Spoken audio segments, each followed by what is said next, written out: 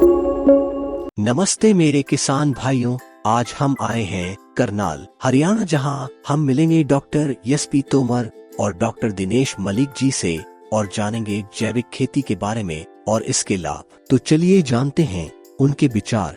नमस्कार किसान भाइयों, आज मैं करनाल में हॉर्टिकल्चर फार्मर प्रोड्यूसर कंपनी में आया हूँ और अब मैं डॉक्टर तोमर है, यहाँ पे डॉक्टर मलिक हैं जो कि इस कंपनी के डायरेक्टर हैं। पिछले 7-8 सालों से ये ऑर्गेनिक फार्मिंग पे काफ़ी काम कर रहे हैं।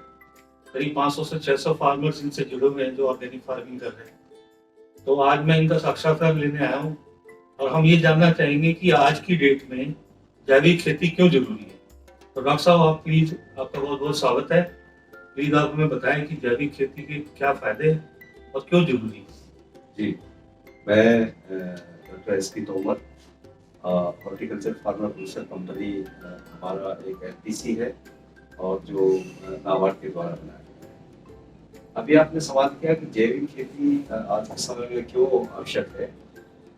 आज से ठीक 45 और 50 साल पहले हमारी जो भी खेती की एक प्रकार की जो है कार्य होता था और जो प्रोड्यूस थी हमारी, वो ऑलमोस्ट जो है ऑर्गेनिक ही थी। बट कालांतर में जो है कई विधाएं आई हैं और कई प्रकार की बातें हुई हैं। देश को अनाज की बहुत ज्यादा जरूरत थी, तो केमिकल्स का प्रयोग हुआ है, जिसमें केमिकल फर्टिलाइजर भी है। उसके बाद जो उसमें बीमारियां, कीड़े और इस तरह के जो है चीजें आई, तो उनके लिए हमें केमिकल पेस्टिसाइड का इस्तेमाल करना पड़ा। अब इसको धीरे धीरे जैसे ये प्रचलन बढ़ता गया, तो इसमें कुछ हमें दिक्कतें हुई और क्या रहा कि जो हमारी प्रोड्यूस है, चाहे वो सीरियल क्रॉप्स में हो या वेजिटेबल्स में हो या मिल्क अगर हम यूज करते हैं, तो सभी में आज देखने को मिल रहा है कि पेस्टिसाइड्स के अंश उसमें हमें मिल रहे हैं। पेस्टिसाइड्स पंजाब में तो खासकर मालवा क्षेत्र में तो इतना बुरा हाल हो गया है कि 200-250 फुट तक नीचे वहां पर जो है पेस्टिसाइड का असर पानी में चला गया।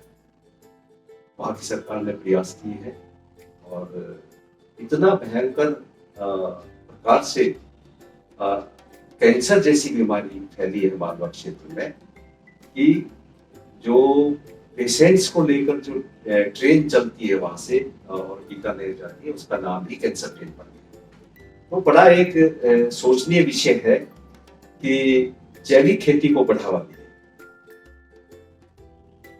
इस दौरान में जो हमने केमिकल पेस्टिसाइड यूज किए और फर्टिलाइजर यूज कर रहे हैं, उससे चारों दिशाओं में नुकसान हुआ है हमारा।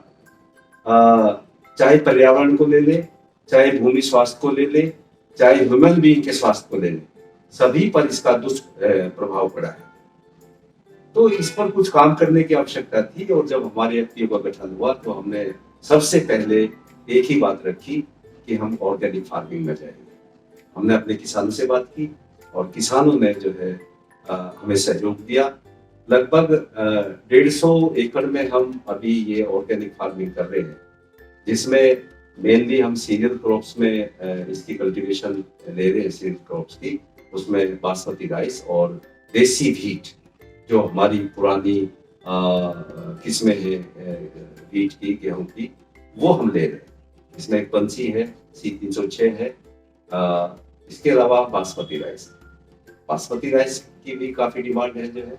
तो हमने डे फर्स्ट से उसमें किसी भी प्रकार का कोई केमिकल, कोई फर्टिलाइजर इस्तेमाल किसान को नहीं करने दिया। हालांकि किसान को इससे नुकसान हुआ, क्योंकि यदि आप एकदम से इसको बंद करेंगे, क्योंकि हमारी जो हाइड्रिंग वाला चीज है, खासतौर से हीट और पैडी में, वो फर्टिलाइजर रेस्पॉन्सिव है। लेकिन जो देसी मीट है हमारा, या बासमती चावल जो है, इसमें उतने खाद और दवाइयों की आवश्यकता नहीं पड़ती। हम जो है जो लेकर के चले हैं इसमें समस्या आज क्या आई, रिड्यूस हमारे पास आ गई हमने सर्टिफिकेशन बहुत महंगा होता है। सर्टिफिकेशन के लिए हमने कई जगह अप्रोच किया, एपिडा में भी हमने जो है, जो देश की सबसे बड़ी संस्था है मिनिस्ट्री ऑफ कॉमर्स में, वहाँ पर अप्रोच करके उन्होंने बताया कि इसमें जो है कम से कम 75,000 रुपये के लगभग खर्च आता है 1 एकड़ से लगाकर 50 एकड़ तक की उसकी सर्टिफिकेशन। किसान अनेबल थे इतना पैसा देने के लिए, तो हमने एक बीच का रास्ता निकाला जिसमें जो है जो लैब है हमारी उसमें टेस्ट कराया और वो बिल्कुल जितने भी पेस्टिसाइड्स थे विशेष तौर से कोई भी पेस्टिसाइड्स उसमें नहीं मिला, सभी नॉट डिटेक्टेड। तो हमें बड़ा हर्ष हुआ और हमने जो यूजर्स थे हमारे करनाल में या और भी दूसरी जगह दिल्ली से, गुड़गांव से और लखनऊ वगैरह से, तो वो रिपोर्ट हमने दिखाई तो सयाल से उन्होंने कहा कि भाई ठीक है आप अच्छा काम कर रहे हैं और इसमें वीट में हमें कोई परेशानी नहीं है उसको निकालने में, उसकी मार्केटिंग करने में। बट शुरुआती दौर में पैडी में हमें प्रॉब्लम आई। पहले साल हमारी पैडी तो जो भाव थे मार्केट के उसी भाव में बिकी वो, लेकिन उसके बाद हमने यहाँ के हमारे राइस मिलर्स हैं मिस्टर विजय सेठिया, वो हमसे जुड़े और हमारे फील्ड का विजिट किया उन्होंने, और विजिट करने के बाद उन्होंने पाया कि वाकई में आप लोग जो है बहुत अच्छा काम कर रहे हैं और जो भी आपकी प्रोड्यूस करेंगे उसको हम जो है 10% एक्स्ट्रा कॉस्ट देकर के मार्केट रेट से वो हम जो है खरीदारी करेंगे। तो इस तरह से सिलसिला चल निकला हमारी मार्केटिंग का और जो हमने जो है क्रॉप प्रोड्यूस की। मैं ये कहना चाहूंगा कि आज हमें बहुत जरूरत है इस बात की और सोचने के लिए बाध्य करती है ये चीजें कि ऑर्गेनिक क्यों आवश्यक है, और ऑर्गेनिक में कोई ज्यादा बड़े खर्चे भी नहीं है। हम अभी जो हमारी भारत सरकार भी जो है प्राकृतिक खेती की तरफ जो है काफी रुझान है उनका जो है, और उसके लिए स्कीम्स भी लेकर के आ रही है। कहते हैं कि भाई एक गाय 30 एकड़ तक की खेती संभाल सकती है अगर हम प्राकृतिक खेती में जाएंगे, उसका भी है। और इसके साथ साथ मैं ये कहूँगा कि कुछ हमारे ऐसे किसान भी हैं जो पशु भी नहीं रखते, जो है खेत है उनके, लेकिन उनके लिए और बहुत से तरीके हैं जिनसे वो अपनी जो है ऑर्गेनिक फार्मिंग जैविक खेती कर सकते हैं। तो डॉक्टर साहब बहुत बहुत धन्यवाद, आपने बहुत अच्छी बात बताई कि आप 150 एकड़ में भी ऑर्गेनिक फार्मिंग कर रहे हैं, बेसिकली वीट और पैडी की, बासमती की। तो डॉक्टर साहब जैसे जो किसान इसमें ऑर्गेनिक फार्मिंग करना चाहता है तो जो उसको कैसे क्या क्या एग्री इनपुट पे जाना चाहिए, जैसे यूरिया डीपी की जगह वो क्या क्या डाले कि एक तो उसको प्रोडक्शन लॉस ना हो और उसका मतलब जो रेट है उसे भी थोड़ा मिले, क्योंकि आप लोग 5-6 साल से कर रहे हैं तो आपको इस पे ज़्यादा आप अपनी व्यू पॉइंट रख सकते हैं जी। तो इनपुट पे थोड़ा बताएंगे सर। जी बिल्कुल बिल्कुल। इनपुट में क्या है कि हमारे जीवामृत, घन जीवामृत वगैरह हम अपने घर में ही इसको बना करके इसका यूज कर सकते हैं। जीवामृत में जो चीजें प्रयोग में लाई जाती हैं उसमें गाय का गोबर है, गौमूत्र है, और उसके अलावा कोई भी दाल या बेसन का 2 किलो आटा उसमें चाहिएगा हमें, और एक बहुत बड़े पेड़ होते हैं हमारे जंगलों में या खेतों में, जैसे बरगद है या पीपल है, उसके नीचे की 1 किलो मिट्टी वो चाहिए होगी, और उसको लेकर के हम एक ड्रम में 200 लीटर पानी डालते हैं और पानी के अंदर 100 किलो गोबर और 10 किलो गोबर और 10 किलो से 5 से 10 किलो हम उसमें गौमूत्र लेते हैं, और 2 किलो बेसन का आटा, कोई भी दाल वाली हमारी जो चाहे मूंग है, मसूर है, अरहर है, उड़द है या चना है, इनका आटा बना करके 2 किलो उसमें डालते हैं और 1 किलो मिट्टी बड़े पेड़ के नीचे,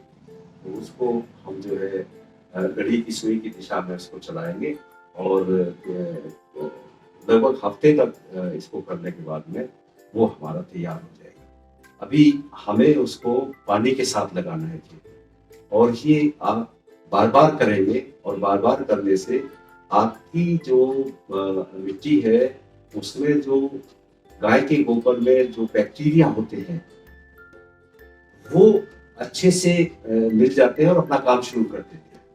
तो धीरे धीरे क्या होता है कि आपने देखा होगा कि हमारे खेतों में आजकल इतना केमिकल का इस्तेमाल हो रहा है, चाहे वो पेस्टिसाइड के रूप में है, चाहे वो फर्टिलाइजर के रूप में है।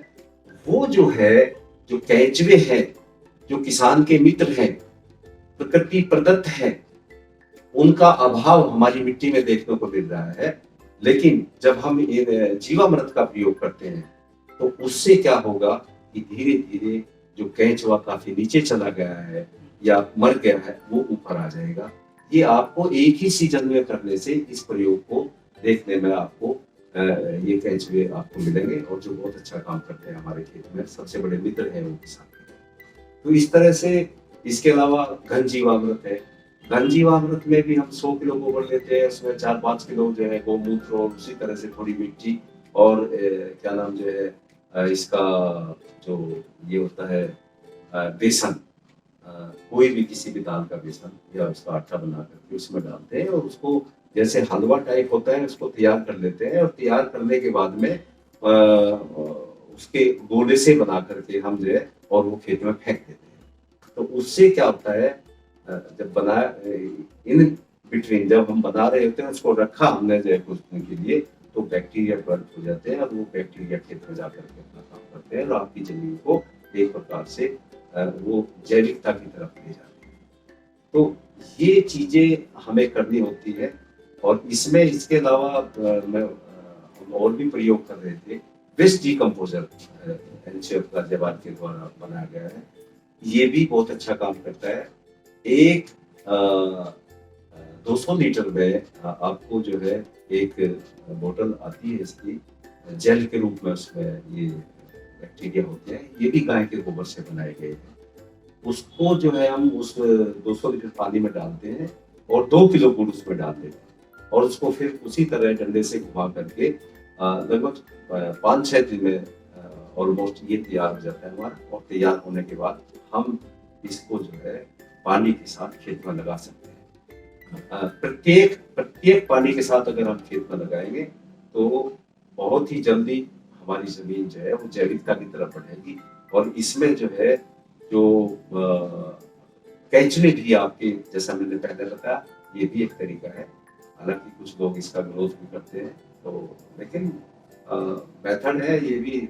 National centre of organic farming जो हमारे गाजियाबाद में स्थित डायरेक्टरेट है, वहाँ पर बनाया गया है। तो इसके भी हमें अच्छे परिणाम मिले हैं हमारी फसलों के लिए।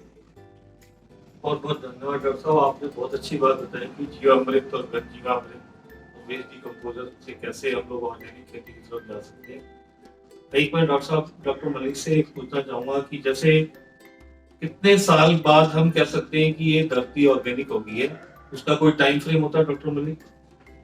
इसमें जो हम, जैसे हमने एक कंपनी शुरू की 2016 में, और जैसा कि आपने कहा कि इसमें कितना समय लगता है पूर्णतः इसको धरती को जैविक बनाने में, कम से कम 3 साल का समय लगता है। और जब हम इस बात को लेके किसानों के बीच में उतरे 2016 में, तो किसान बड़ी मुश्किल से तैयार हुए। तो हमने एक ये धारणा लेके हम चले कि किसान कम से कम अपने परिवार को बचाने के लिए कम से कम जहर खेत में डालें, कम से कम खाद का प्रयोग करें, कम से कम दवाइयों का प्रयोग करें, ताकि अपने घर के खाने लायक जो भी चावल है, गेहूं है, सब्जियां हैं, वो जहर मुक्त हो। और मेरा तो ये भी मानना है, मैं ये कहना चाहूँगा आपके चैनल के माध्यम से, जो प्रत्येक कंज्यूमर है जो ये खाता है सब्जी या गेहूं या कोई दाल, वो जैसे फार्मर्स जो हमारे हैं, जैसे अपना फैमिली डॉक्टर होता है, एक ऐसे अपने फैमिली फार्मर्स को ही अपना सेलेक्ट कर ले। मैं तो इसी किसान से दूंगा, ये बिल्कुल वर्ड ऑफ माउथ के ऊपर के लिए बिल्कुल जहर नहीं डालता है, और ये आपको कम से कम तसल्ली का शुद्ध राशन मिल रहा है। बहुत बहुत धन्यवाद डॉक्टर साहब।